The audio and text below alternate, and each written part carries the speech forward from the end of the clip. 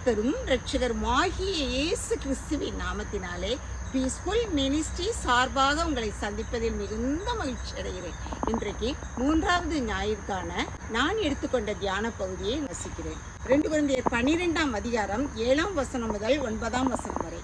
அன்றியும் எனக்கு வெளிப்படுத்தப்பட்டவைகளுக்குரிய மேன்மையை நிமித்தம் நான் என்னை உயர்த்தாதபடிக்கு என் மாம்சத்திலே ஒரு முள் கொடுக்கப்பட்டிருக்கிறது. என்னை நான் உயர்த்தாதபடிக்கு அது என்னை குட்டும் சாத்தானுடைய தூதனாய் இருக்கிறது.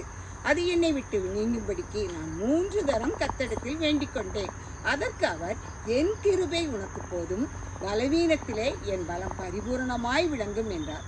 ஆகையால் கிறிஸ்துவின் வல்லமை என்மேல் தங்கும்படி என் பலவீனங்களை குறித்து நான் மிகவும் சந்தோஷமாய் மேன்மை பாராட்டுவேன். பவுல் அப்போஸ்தலன், எனக்குள் ஒரு முள் கொடுக்கப்பட்டிருக்கிறது, அது சாத்தானுடைய முள்ளாக இருக்கிறது.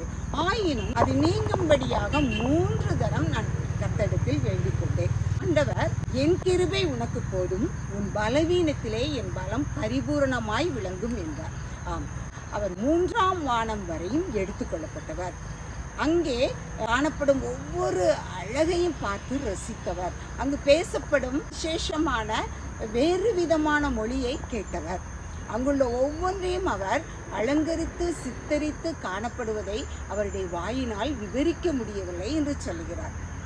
அத்தகைய அழகுடையதாக பரதீசு காணப்படுகிறது சொல்கிறார். ஆண்டவருக்கு பிரியமானவராக தன்னுடைய ஊழிய நாட்களில் காணப்பட்டார். அவருக்கும் பலவீனம் அவருடைய உடலிலே காணப்பட்டது. அவர் 3ஆம் வானம் எடுத்துக்கொள்ளப்பட்டதை பெருமையாக எண்ணினார். அந்த பெருமை அவரை காணக்கூடாது என்பதற்காக ஆண்டவர், உன்னுடைய பலவீனத்துல என்னுடைய பலம் விளங்கும் சொன்னாரு. இதே போலதான் நம் பழைய ஏற்பாட்டில் யோபுவை நம்ம பார்க்கலாம். யோபுட்ட சாத்தான் ஆண்டவரிடத்துல பெர்மிஷன் வாங்கிட்டு வந்து உள்ள நுழைகிறான். யோபு உத்தமனும் சன்மார்க்கனும் தேவனுக்கு பயந்தவனுமாக காணப்பட்டான். ஆனா அவனை சோதிப்பதற்கு கூட சாத்தான் ஆண்டவரிடத்துல பெர்மிஷன் வாங்கிட்டு யோபுடைய சமூகத்துக்கு வரான். யோபு சன்மார்க்கனாக, அவனுக்கு எல்லாம் போதுமானதாக நிறைவுள்ளவனாக காணப்பட்டான். ஒவ்வொரு நாளும் அவனுடைய வீட்டில் விருந்து வைக்கும்போது அவனுடைய பிள்ளைகளின் லக்கத்துக்கு தக்கதாக ஆண்டவரிடத்துல பழி செலுத்துகிறவனாகவும் காணப்பட்டான். மாத்திரமல்ல, சாத்தான் இவனுடைய சமூகத்தில் வந்து நிற்கும்போது அவனுடைய ஆடு மாடுகள், அவனுடைய பிள்ளைகள் எல்லாரும் மரித்து போகிறாங்க. அப்பவும் யோபு தன்னுடைய நிலையில உத்தமமாய் ஆண்டவருடைய சமூகத்துல அவன் ஆண்டவரை தொழுது கொள்கிறவனாக காணப்பட்டான். கடைசியா சாத்தான் அவனுடைய உடம்புல பற்களை கொண்டு வந்து பாதிக்க தொடங்கினான். அந்த சமயம் அவன் ஓட்டை எடுத்து சுரண்டி கொண்டிருக்கிறவனாக இதனையற்றவனாக காணப்பட்டான். அப்போ அவனுடைய மனைவி கூட சொல்றா, நீ உன்னுடைய உத்தமத்துல இன்னும் நிலைத்து நிற்கிறாரா, ஆண்டவரை தூசித்து உன்னுடைய ஜீவனை விடுன்னு சொல்றா. ஆனா யோபு அந்த நிலையிலும் தேவன் கொடுத்தார், தேவன் எடுத்தார், தேவனுடைய நாமத்திற்கே மகிமுண்டாவதாக என்று சொல்லி ஆண்டவரை ஜெபிக்கிறவனாக காணப்பட்டான். அவனுடைய பலவீனத்துல ஆண்டவர் தம்முடைய கிருபையை கொடுத்து பலத்தால் அவனை ஏந்தி சுமந்தார். இன்றைக்கும் கூட நம்முடைய வாழ்க்கையில எத்தனையோ பலவீனங்கள் காணப்படும்.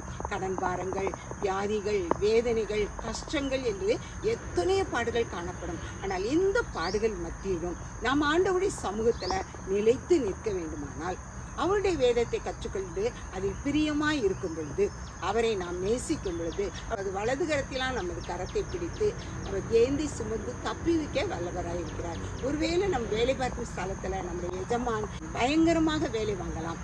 நம்முடைய கீழ் வேலை பார்க்கிறவர்கள் நமக்கு ஒத்துழைப்பு கொடுக்காமல் இருக்கலாம். இப்படிப்பட்ட காரியங்களில் நம்முடைய மனதானது சோர்வுற்று காணப்படும். இந்த சோர்வுற்ற நேரங்களிலும் நாம் அவரை நோக்கி பார்க்கும்போது, என் கிருபை உனக்கு போதும் என்று சொல்லுகிறவராக காணப்படுகிறார். எப்பேற்பட்ட சூழ்நிலைகள் நமக்கு நேரிட்டாலும் ஆண்டவர் நமக்கு கற்றுக் கொடுக்கும் பாடம், உன்னுடைய பலவீனத்துல என்னுடைய பலம் பரிபூர்ணமாய் விளங்குகிறாரு.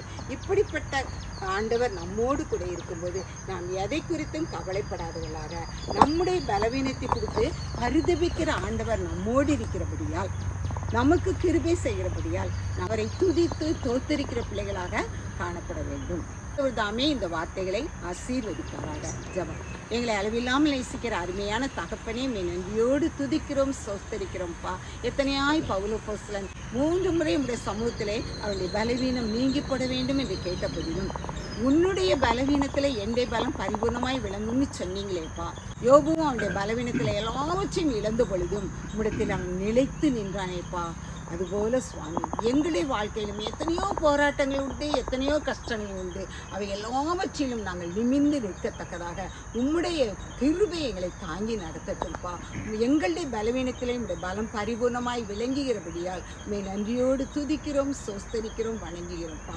விசேஷமாக இந்த லெந்து நாட்களில் நாங்கள் இன்னும் உடைய சமூகத்தில் அப்பா என்னுடைய பலவீனமான நேரங்களில் உடைய கிருபை எங்களுக்கு வேண்டும் என்று சொல்லி கேட்கிற பிள்ளைகளாக எங்கள் ஒவ்வொருவரையும் பக்குவப்படுத்தும், வழிநடத்தும். எங்கள் ஒவ்வொருவரையும் உடைய கரத்தில் ஒப்புக் கொடுக்கிறோம். நீரே ஏற்று வழிநடத்தும். இயேசுவின் மூலம் ஜெபங்களும் நல்ல பிதாவே. ஆமேன், ஆமேன்.